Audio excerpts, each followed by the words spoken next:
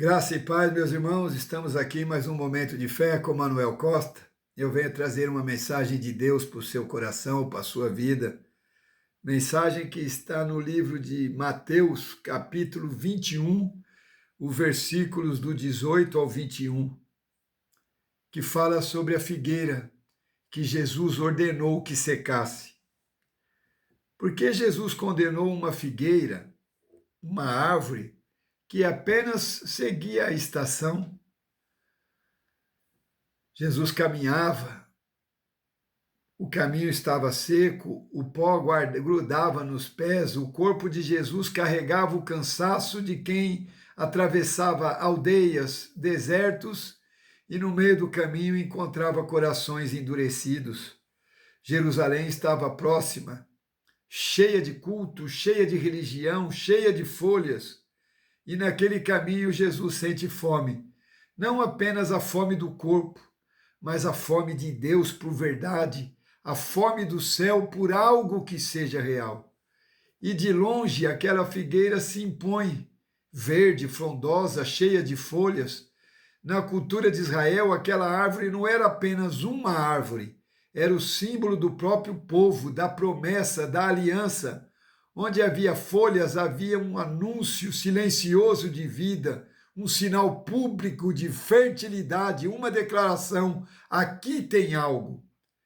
Mas quando Jesus se aproxima dela, não encontra nada, nenhum fruto, nenhum sinal de vida que pudesse ser repartida.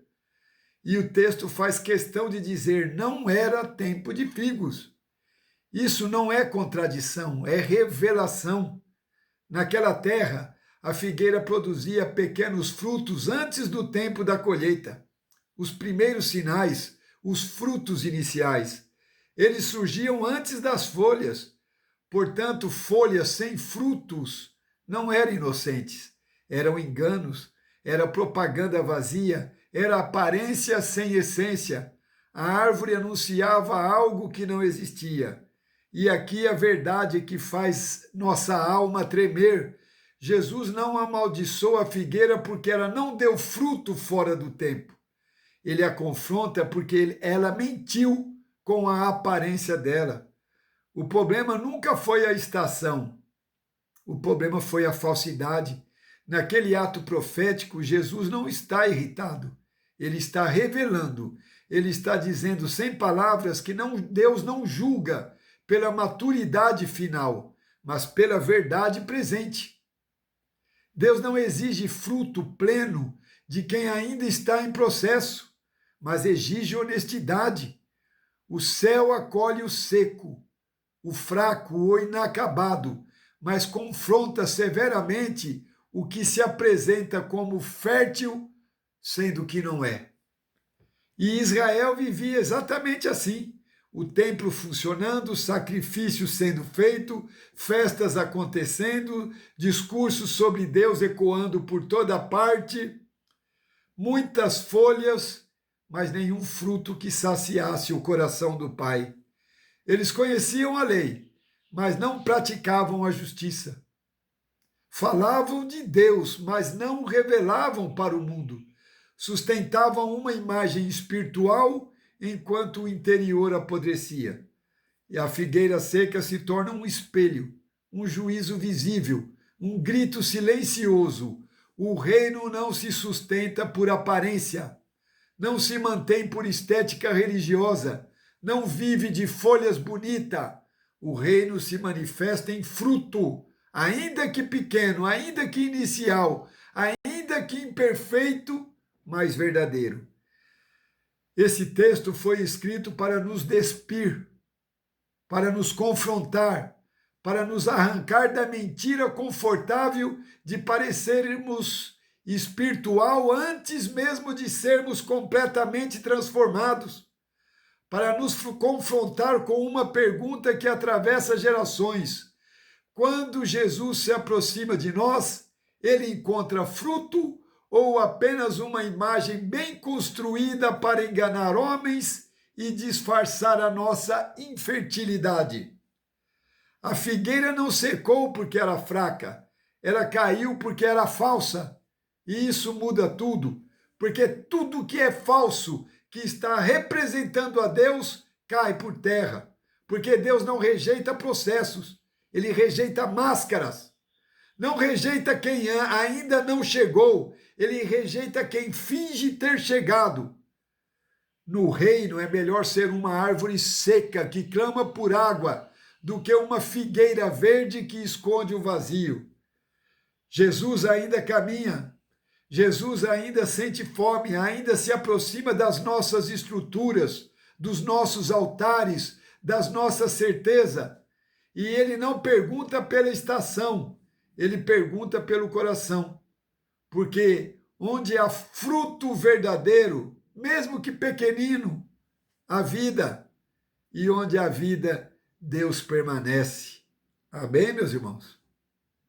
Espero que você tenha entendido essa mensagem.